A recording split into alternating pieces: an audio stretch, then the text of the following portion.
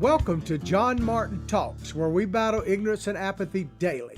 The growing ignorance of just how special this experiment we call the United States of America is, and the apathy that we can't or won't do anything and everything to save her. Well, ladies and gentlemen, we got a great show for you today. We're going to start out with Joe Biden has decided to grant temporary resident status to Venezuelans, up to 350,000 of them here in the United States, and we'll get into what that means and my take on that as well.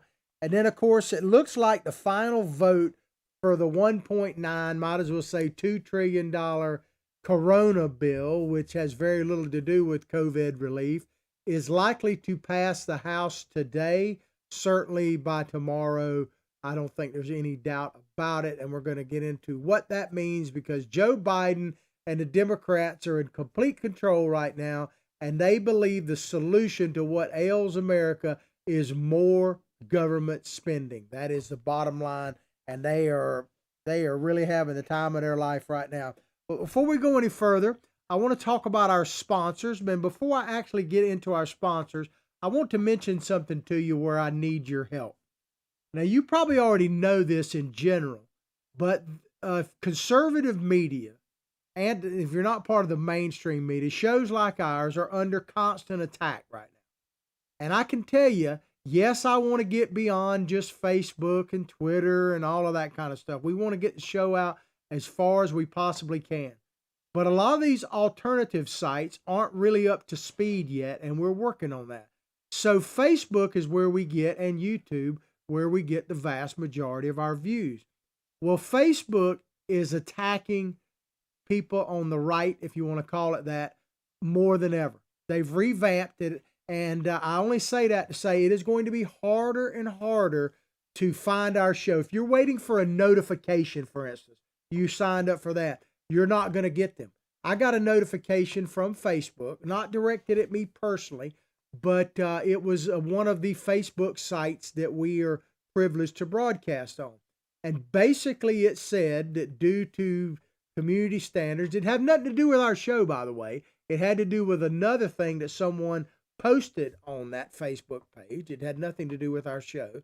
But they're going to curtail the outreach of that particular Facebook site. Now, that particular Facebook site has like 340,000 members. And we used to get routinely 20,000 views on a show just from that one Facebook site. And now we're only probably getting more like 1,000.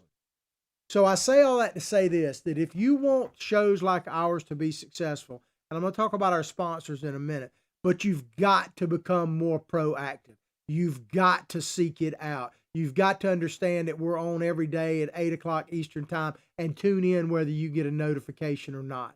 You've got to send emails to people about shows like ours. Let people know, because if we rely on the social media sites themselves to promote us, it ain't going to happen, and we're basically going to dry up on the vine. And I know I have a loyal group of listeners, but I really need you to step up and not only seek out our show, but tell others about it, because that's what we desperately need. And we need you to check in with our sponsors. Our main sponsor is BDU, otherwise known as Big Daddy Unlimited.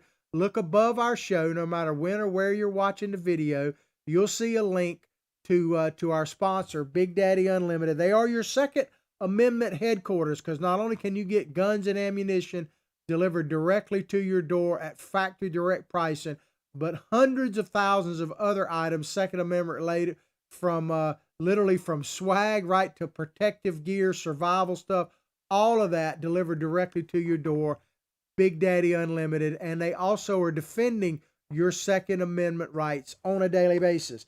Then we have patriotthreads.org, apparel with a purpose.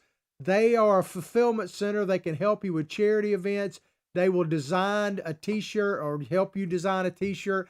They will identify the charity of your choice, produce the shirt, send it to them, and distribute the proceeds to the charities you want them to. Check it out.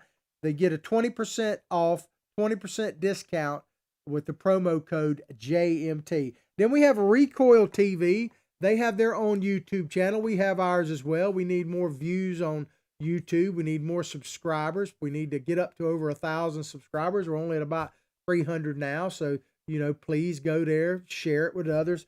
Be proactive. You must be proactive if you want to help shows like ours, because we are definitely under attack. But Recoil TV is a great friend of the show. They have their own YouTube channel. Ours is John Martin Talks, spell it all the way out. Theirs is Recoil TV, and we're archived on their show. They're all about the Second Amendment as well. They got great videos about the latest products coming out, that type of thing. Recoil TV. All right, let's get into the show. We're going to talk about an AP story here. Joe Biden. U.S. lets Venezuelans stay temporarily, will review sanctions. Now, I show this picture for a reason. It's not directly connected to the story, although that is Maduro right there, the president for life, basically, of Venezuela.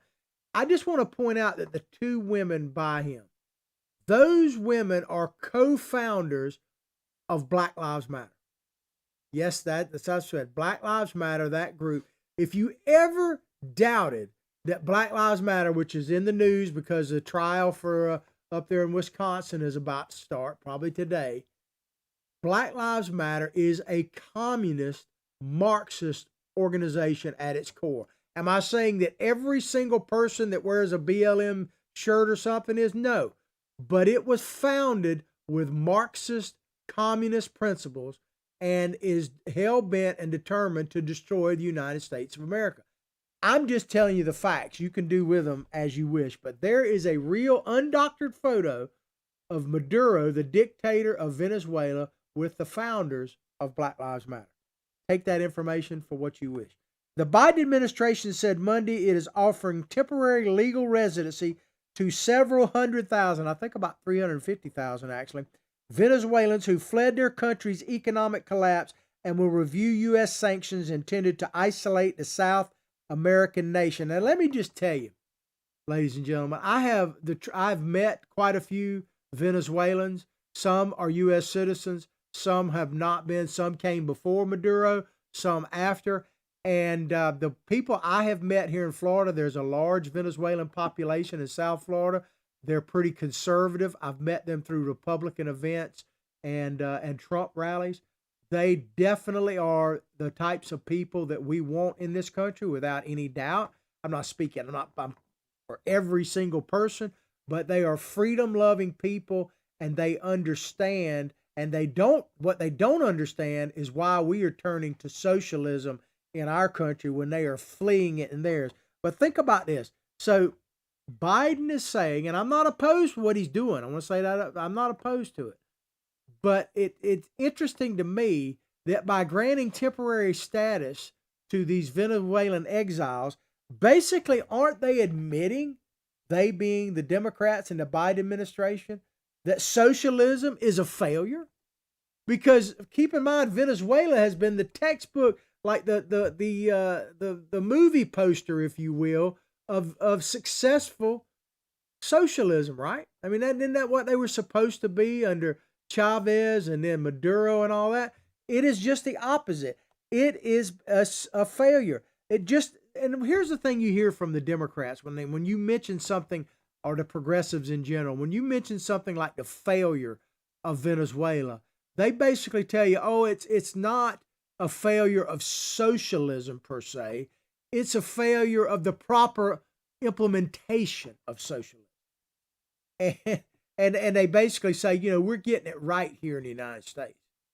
But communism, which is what socialism always leads to, has never been successful. And it never will be, because there's human nature involved in it. Just the story popped in my head, so I want to go ahead and tell it. A few years back, when I was a student at the University of Florida, one of the great professors I had there, the late Dr. Michael Gannon, he was a fantastic person, incredible historian. He knew all about Florida history, and basically when like St. Augustine, which was the original basically founding city in the United States of America, when it was taken back over by the English, most of the Spanish, not all, but a good chunk of them, relocated down to Cuba and basically made a new St. Augustine.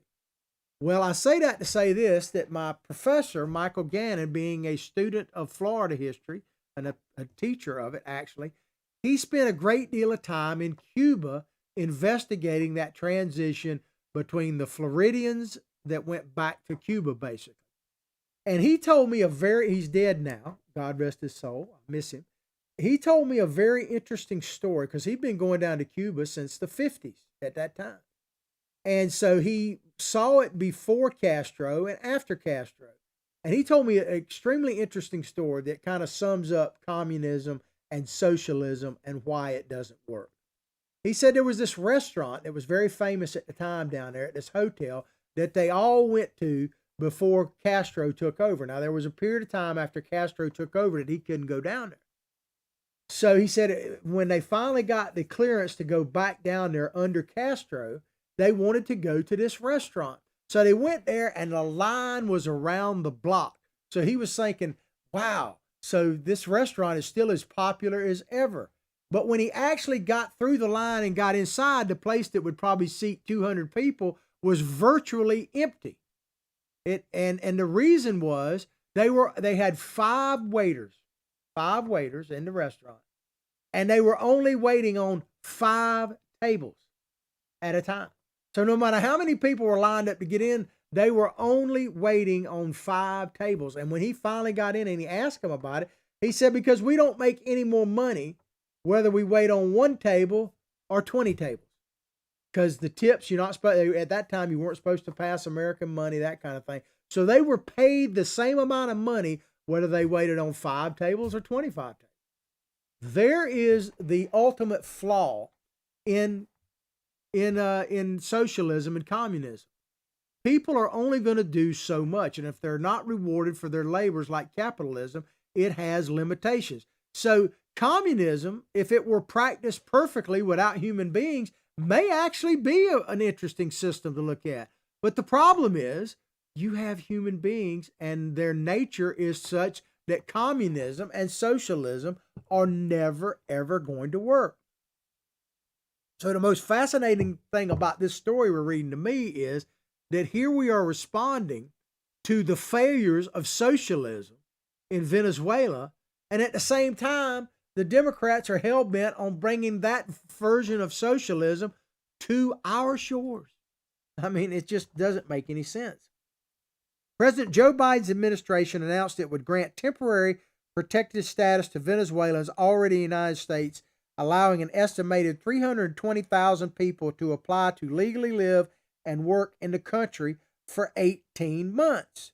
Well, up to 18 months, and basically it's indefinitely. They've rarely overturn these things once they get started. But, and I'm not knocking the Venezuelan people, I'm not. But here's the question. Billy Bob tells me, well, how come they're not working it there? If you hadn't met my psychic sidekick, he's Billy Bob Bass. Yes, some of us are sicker than others. I speak to the fishers, make fishing great again. I'm an old salty dog. But he has a Twitter handle. It's at Billy Bob Bass 1, and mine is at John Martin Talks. But he said, well, why don't they just work back in Venezuela? Why they got to come to work here? Well, it's because there's no jobs in Venezuela, because the great success of socialism has hollowed out their economy. Socialism, basically, like the sign says, well, right here, socialism sucks. It's always sucked, and it's always going to suck.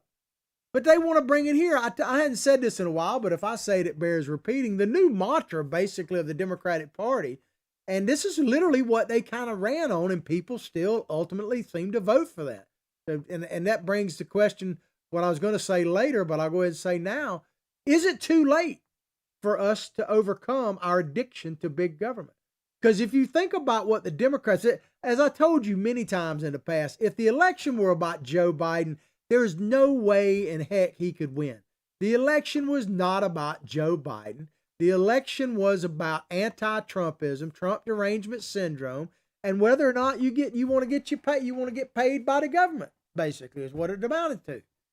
And the mantra for the Democratic Party, if you look at it, and it's still that way, really, is that America sucks. It's always sucked. It sucks for some more than others, and if you vote for us, we'll make it suck for everybody equally. Isn't that pretty much what the Democrats are doing right now? America sucks. It's the America sucks first policy. I don't agree with it, but that's what they're pushing, and people are lapping it up. The Trump administration has significantly tightened U.S. economic sanctions on Venezuela, most notably on its crucial oil sector, to try and force President Nicolas Maduro to give up power after an election in 2018 that the United States and more than 50 other countries considered fraudulent. Oh my God, did I say the word fraudulent? I wasn't talking about the American election. We don't say the F word here. It may be modulant, but not fraudulent. So just so algorithm, forgive me, I wasn't talking about the American elections. Clearly, there was no mod in the American elections. There was some in Venezuela, but I hope you'll forgive me for that, because we don't like to say the F word. It gets us in trouble. A senior Biden administration official portrayed that as a failed strategy. So he's talking about the sanctions against primarily oil and everything else that Trump put on, that they were a failed policy. I don't know if that's true or not. The United States is not in a rush. This is one of the people, I think, speaking in a condition of anonymity. The United States is in no rush to lift sanctions, the official said, speaking to reporters on condition of anonymity to discuss the policy. But we need to recognize here that unilateral sanctions over the last 4 years have not succeeded in achieving an electoral outcome in this country. It has not succeeded. Well, socialism, like this thing here, you can vote your way into socialism, but you always got to fight your way out. So the Venezuelans voted their way into socialism, elected Hugo Chavez, and then, of course, Maduro. And now they're wondering why they can't get out of it. You're never going to vote your way back out. If you vote your way in it, you got to shoot your way out all the time. But we're voting for it here.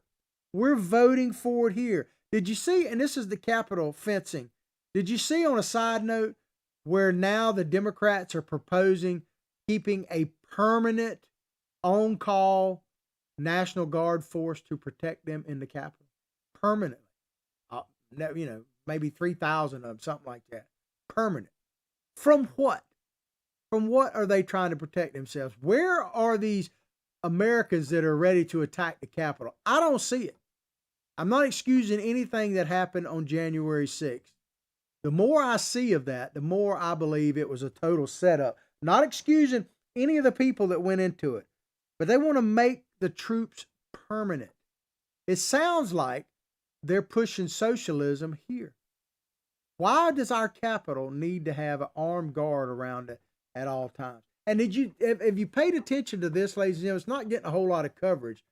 But under Nancy Pelosi in the House now as a speaker, she is no longer having committee meetings. Because generally when a piece of legislation comes forward, it goes through committee first. Once it's passed out of committee, they tweak it a little bit here and there. Then it goes before the House for a general vote.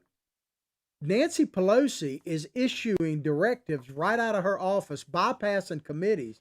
So your representative, even if they're Democrat, Republican, doesn't matter, that was elected by you, the people, even if you're a Democrat, elected a Democratic representative, your representative is not doing squat up there right now. They're just waiting for the main vote to come in, and then they just vote straight down party lines.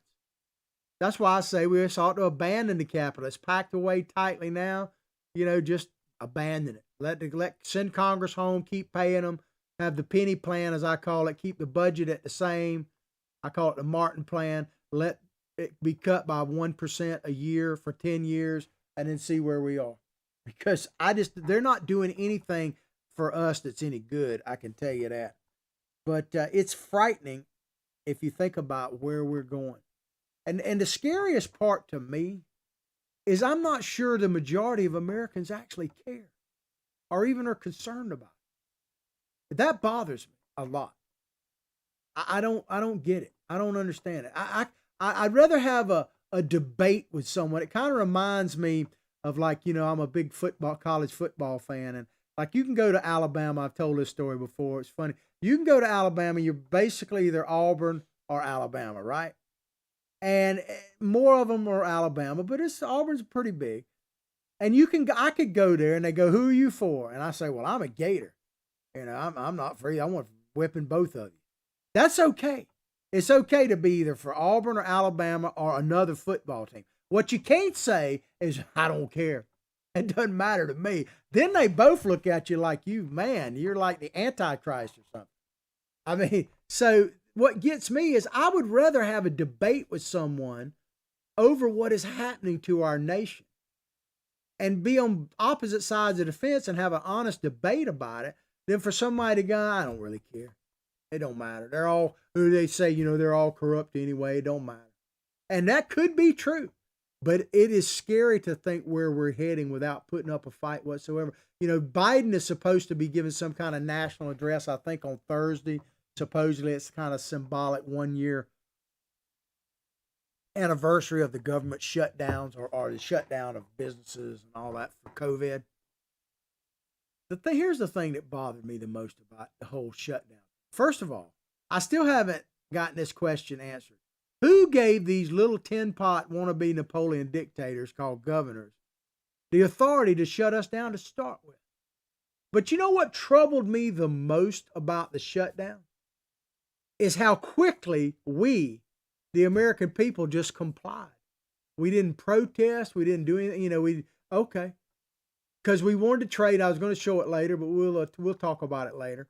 But it comes back to what Benjamin Franklin famously said.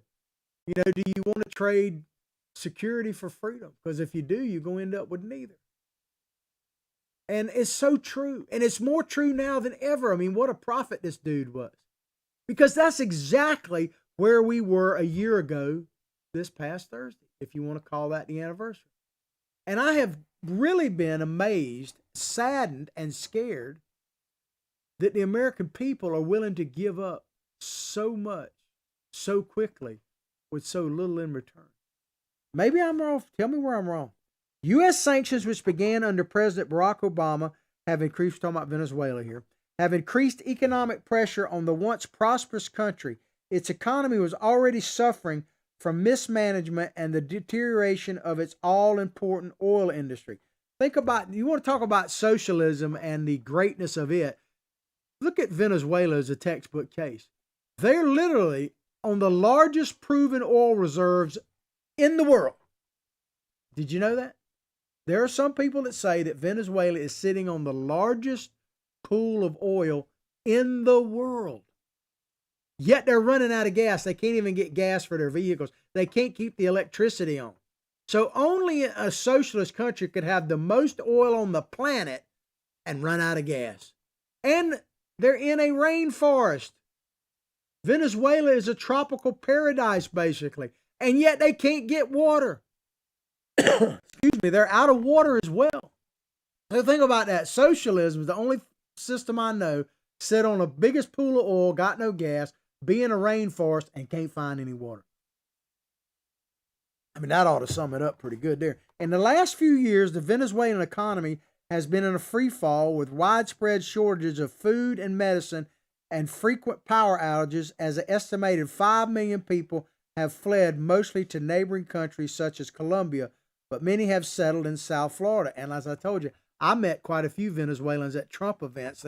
They're big supporters in general of Donald Trump because they understand, because they've lived it and seen the collapse of socialism, and they don't want it to happen here. You talk to these people from a lot of these countries, in South America, socialist countries, and they are baffled by the fact that we are actually moving towards the very system that they are fleeing from. The Biden official said the Maduro government has adapted to the most punishing of the sanctions against transactions with Venezuela's state-owned oil company, Petroles de Venezuela S.A., that's the name of the company, Citgo, by the way. And the U.S. needs to work with its allies on new strategy. Well, what strategy is Biden doing to help with these sanctions? Well, he's shutting down our oil industry. That's pipeline workers from the XL pipeline right there. Did you know that when you have high oil prices, and look at what the gas is going through the roof, it's literally gone up a penny a day in most parts of the country for the last 30 days or more, 70 days, something like that. It's a pretty good bit. It's going to get worse. But high oil prices are good for who? Well, obviously oil companies, but they're very good for tin pot dictators and communist regimes and socialist regimes and jihadist fundamentalist regimes.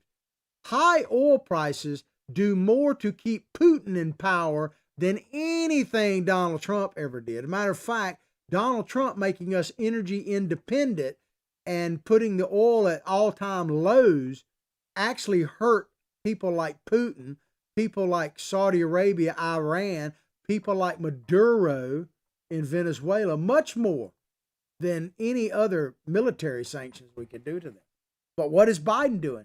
Just the opposite. He's putting up oil prices are going up to record highs, I predict, which will be a cash cow for people like Vladimir Putin. Just saying. The Biden administration, like its predecessors, views Maduro as a dictator and wants him out of power. Really? You think so? Our overriding goal is to support a peaceful democratic transition in Venezuela through free and fair presidential and parliamentary elections. Well, if you say that here, you're like condemned and deplatformed. You can't say that here, so you can't say those words here. State Department spokesman Ned Price said, but they still want to bring socialism here. I mean, King Joe think about how the Democrats are ruling right now. Basically, you got Joe Biden ruling by decree from the White House, King Joe. You got Queen Nancy Pelosi not even letting things go through committee so that your representative, no matter what party they're in, is about useless as tits on a boar hog. They are ruling, right now the Democrats are ruling like they are the Communist Party with an iron fist. And, we seem to be going along with it. Citizens of 10 countries, totaling about 400,000 people are in the United States now with temporary protected status. Something similar to what Mr. Biden is doing with the Venezuelans. The largest number come from El Salvador, Honduras, Haiti, many with U.S. citizen children and spouses. The Trump administration had sought to phase out the program, arguing that it had effectively become a permanent residency after repeated extensions. And he's probably right about that. But think about this, ladies and gentlemen. What do all those countries I just listed have in common? They're all socialist, communist, and in some cases, like in Haiti, basically dictatorships. That's what they are. They're not capitalist societies. You ever notice that people don't have to flee from capitalist societies? We don't get a lot of people fleeing from, even though Europe's got plenty of problems. We don't get a lot of Japanese refugees, do we? You ever notice that? We don't get many. We don't get many from capitalist countries. When's the last time United States people, if they flee here, they flee for going down for less taxes and living in some kind of, multi-million-dollar way of living? I mean, people flee communist, socialist countries. You don't see people you don't see people fleeing capitalism and putting 28 people in an SUV to do it. Department of Homeland Security Secretary Alejandro Mayorkas said, and this is the same guy, by the way, that said there is no crisis at the border. I guess there really isn't a crisis at the border. There's a manufactured. They talk about Trump manufacturing a crisis at the border with his emergency executive orders, manufactured crisis. Well, I guess you could call what's happening down at our border now a manufactured crisis because it's being created by the Biden administration. There's no doubt about it. But Mr. Mayorkas said, it is in times of extraordinary and temporary circumstances like these that the United States steps forward to support eligible Venezuelan nationals already present here while their home country seeks to right itself out of the current crisis. Right itself. This meme right here pretty much says it all, man. How could you go? I mean, if you want to compare a socialist country with capitalist United States of America, all you got to do is go to a grocery store. They're actually eating their pets in Venezuela, have no toilet paper. Yeah, that's a socialist creation. They got almost nothing on the shelves at all. Yet you go into even the poorest neighborhoods in our country and it's abundance everywhere. I mean, it's amazing what you have to choose from just in the vegetable section of a major grocery store chain in the United States of America. I mean, that to me says it all. Why would you want to bring anything less than that? And then, of course, the Dems, they're bringing socialism to our doorstep, and it's going to eat them alive. But I'm wondering, ladies and gentlemen, do we even care? And I'm going to get into this next story, and I'm going to explore that question even more. Let's check the time. We're doing okay. All right, our next story is another AP story, and it comes to you. It says here, Biden's big relief package, a bet government can help cure America. So basically, Mr. Rule by Decree, Joe Biden, that's basically what he's doing there, is believing that whatever is ailing America can simply be cured if we have a big enough pool of government money. Now, keep in mind, we're talking about this 1.9, might as well say $2 trillion relief package that has very little to do with actual coronavirus relief. They say that only about 9-10% of the total package has anything to do with actual coronavirus relief. It's just amazing. President Joe Biden wants America to know that he is from the government and he's here to help.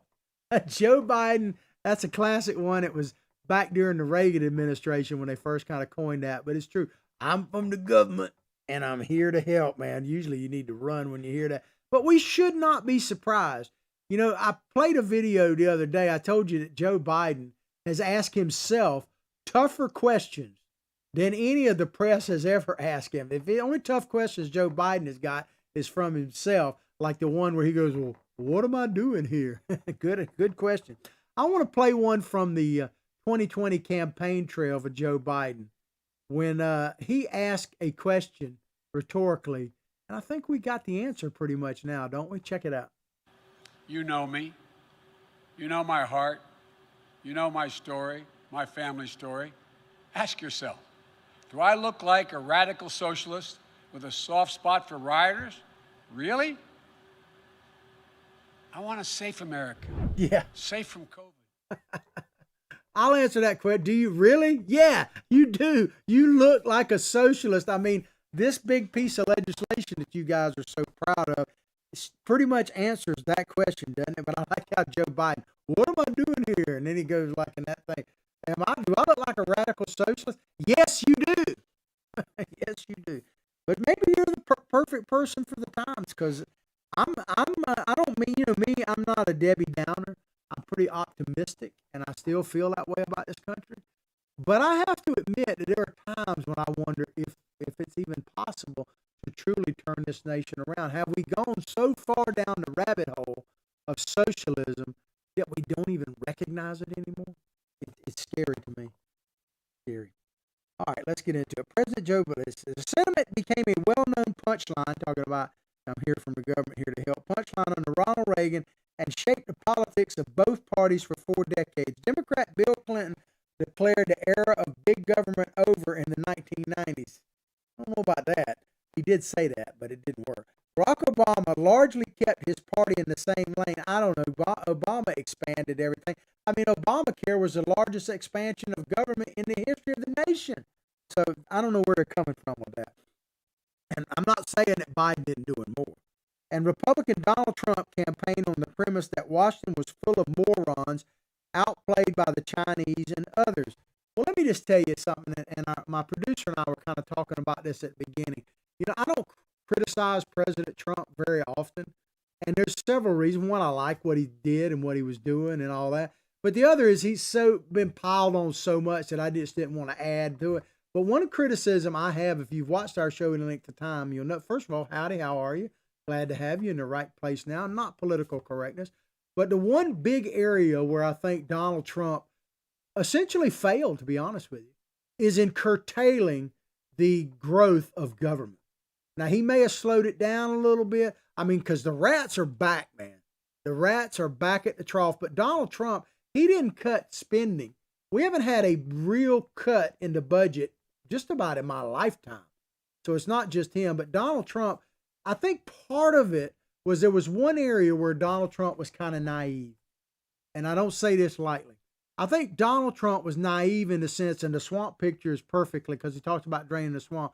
I think he thought because Citizen Trump, businessman Trump, had worked across the aisle with Republicans and Democrats all the time, donating money, political stuff, all that kind of stuff. I think he believed in his heart that if he won, no matter how hard the campaign was, if he actually won, that the Democrats would then turn around, many of them anyway, and actually work with him like they have in the past. But they did just the opposite. You know, what was it that McConnell was accused of and beat down because he said that his goal was to make Obama a one-term president, and he was beat down from that? But the Democrats wanted to make Donald Trump, didn't even want to give him one term. They fought him, tried to impeach him twice, even when he was walking out the door. But I think Donald Trump really and truly believed that he could work with the Democrats. And I think even up through halfway through his presidency, he was still trying to do that. And it's just not possible. So I do think there were some areas that were squandered in the sense, especially when it comes to budget. Because, our budget just keeps going up. Socialism, we're more of a socialistic country now.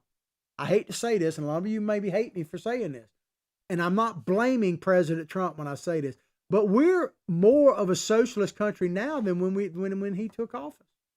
Now, he slowed it down some. He exposed the rot. See, here's the thing. Donald Trump, one of the greatest things he did was expose all the rot that is in this country. All the swamp rats, all the swamp dwellers. It's now up to us, regardless of what Donald Trump does in the future. It is up to us to take what he exposed and do something about it. I'm not sure we're up to the task, to be honest with you. We may need Trump to come back to give us the backbone necessary. I don't know. But Biden is now staking his presidency on the idea that the government can use his $1.9 trillion coronavirus relief plan. What a lie to even call it that. Not only to stop a pandemic and jobs crisis. There is no jobs crisis if they just open up. If they would just open up. I mean, look at what's happening like in Texas. You had Governor Abbott came out, and he's been called a racist for doing this. He essentially said, look, I'm opening up the economy because not only is it the right thing to do, but here you have President Biden actually letting hundreds of people that are infected with coronas just walk across the border and being released into my state. At the same time, you're telling my people that they have to quarantine, stay home, and keep the business shut down, can't go to church. So if you're Abbott, and I'm kind of paraphrasing, he basically said, if you're going to allow these people to just come in willy-nilly, then we might as well just open up the whole state. And for that, he was called a racist and a Neanderthal. But it's a fact. What he said was just true. It reminds me of Orwell. What Orwell said, the more a society drifts away from truth, the more they will hate those that bring it. That's why we're being attacked all the time, because we bring the truth on a daily basis here. What you choose to do with it is up to you. I try to bring it in an entertaining but serious way. But that's why we're under attack. That's why you got to step up your game in order to keep shows like ours alive. But let's say this. Let me read this paragraph again. Biden is now staking his presidency on the $1.9 trillion coronavirus plan, not only to stop a pandemic, but a jobs crisis and capitulate the country forward to tackle deep issues of poverty, inequality, and more. You can't spend your way out of poverty. Let me tell you that right now. There's just no way. But this is what Biden said. He said, when I was elected, I said we're going to get the government out of the business of battling on Twitter and back in the business of delivering for the American people. He went on to say, after the huge bill passed the Senate on Saturday, of showing the American people their government can work for them. Well, he's keeping the campaign promise. Do you remember when Biden, I've been telling you this for a while, that whoever came out of that Democratic primary, I didn't think it was going to be Biden. I honestly didn't, but, early on. But I told you whoever came out of that was going to be the most progressive candidate any major party had ever put forward. And I think I've been proven right. But Joe Biden told you. You can't say you weren't told, because Joe Biden told you exactly what he was going to be if elected. Check it out.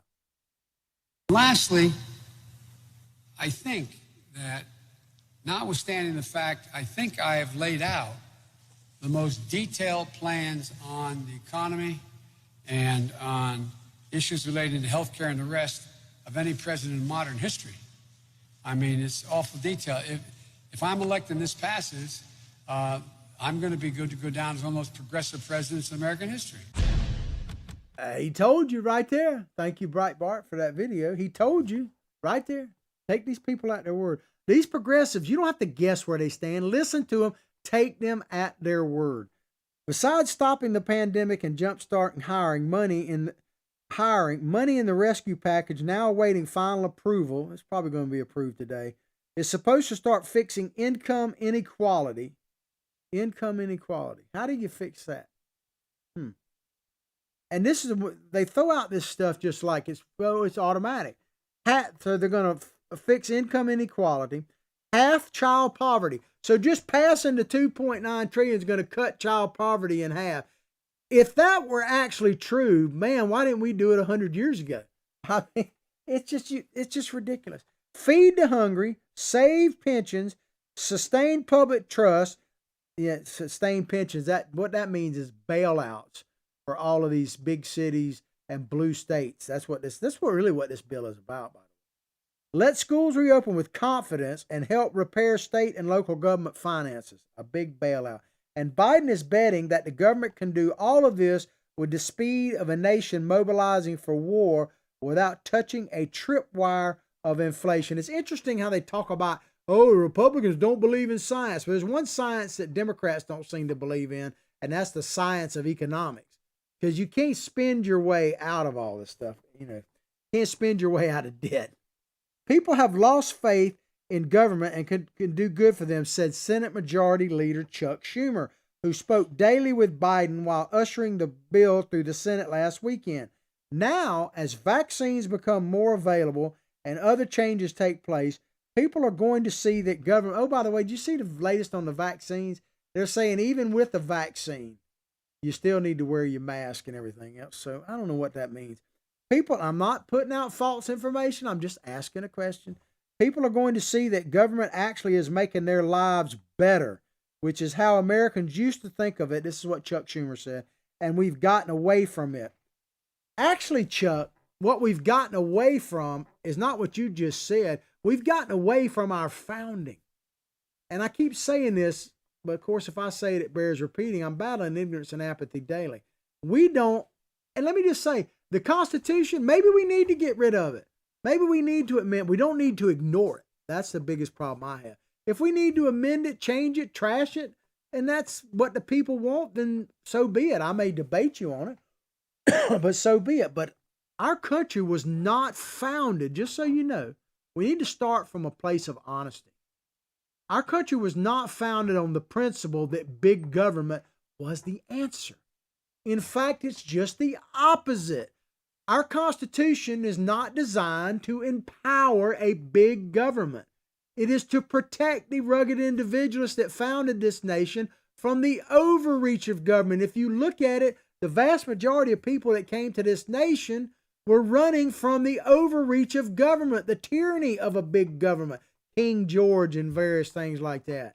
That's what they were coming here for, the opportunity to dictate their own destiny and to get out from under the shackles of government. Our Constitution is formed to protect the individual from the overreach of a big federal government, not to empower that government. So Chuck Schumer is either lying, ignorant, or disingenuous, which is, I think, most likely. Instead of working across the aisle toward unity as Biden had promised, McConnell said Democrats are ramming through Mitch McConnell, old turtlehead, to call the most progressive domestic legislation in a generation, quoting the White House chief of staff. So they're trying to bring Venezuela here. So, think about it. In our first story, they're trying to grant some type of amnesty, if you will, temporary status to 320,000 Venezuelans who are escaping the oppression of socialism and the big bloated federal government, yet they want to bring the very thing here. It just makes no sense. Biden's bet more than others in modern politics and economics is full of questions, you think? Can the federal money push economic growth above 6% for the first time since Reagan in 84? Will the 9.5 million jobs lost quickly return? Will inflation surge? I think all of that will probably happen. They won't return, by the way. Will the national debt spook voters in next year's midterm elections? That I don't know. Biden has placed the biggest of markers on the theories of 20th century British economist John Maynard Keynes that the government can stimulate a doormat economy back to health. So, ladies and gentlemen, we're about out of time. I just want to close the show with this. Are we being bought off? Really? I mean, I think that's part of the thing here. American people are being bought off by the Democrats. And we are addicted to big government. We, the American people, we become, yes, some more than others. But the reality is, ladies and gentlemen, we are addicted to the government teeth. We really are. Is it too late? Are we getting the government we voted for? That's what my dad always used to say. He always used to say, you get the government you asked for. Well, hook, crook, no mod, whatever. Stopping the, I don't say the S word either, stopping the squeal. So whatever. Joe Biden is the president of the United States. I don't relish saying that, but he is. The Democrats control both houses of Congress. I don't relish saying that, but it's a fact. Are we going to do something about it? Are we going to rest on our laurels and talk about the good old days while it just kind of gets taken away? I don't know. Are we doomed? Are we doomed to think that government is the answer? Because if government is the answer, then America as we know it has fundamentally changed to the point that there may not be any going back. Because we used to be a nation under the Republic laws, the rule of law of the U.S. Constitution. We aren't now. We're post-constitutional. This has nothing to do with Trump or Biden. We've been post-constitutional for a while. I got a friend of mine, sometime listens to the show, Lloyd. I'll give you some credit there, leave you the rest of it anonymous. He's talking about local stuff. He always sometimes says, may it have to get worse before it gets better. And he may be right. Maybe the only shot we actually have of turning this thing around is if it gets to Venezuelan status and we actually use our Second Amendment. I'm not advocating violence. I'm just saying that if we don't man the political ramparts, something I say all the time, we're going to have to man the real ones again, and that'd be a shame. That price has already been paid. He just put up, my producer just put up the Ben Franklin thing, and it's very true. We're actually trading freedom for security, and you're going to end up with neither. One thing about it, and I'll say this and I'll move along, we'll shut up and close the show. Freedom, personal freedom, comes with tremendous personal responsibility. Period. It always has, and it always will. Freedom has never been free. It has always had to be fought for. Now, we've been in a slumber really since World War II and living a good high life and getting fat and happy. But at the end of the day, freedom is always going to come with a price, and it's always going to come from being personally responsible. That's why I do the show every day, Battle Ignorance and Apathy, because this is something I can do personally. What you can do personally is spread the word. I appreciate everybody watching. Check out our sponsors, all of that. I'll pray for your family. You pray for mine. Man, let's all pray for this great nation because she deserves it and absolutely needs it now more than ever. But above all else, like I say each and every day, from my heart, from my family to yours, have a blessed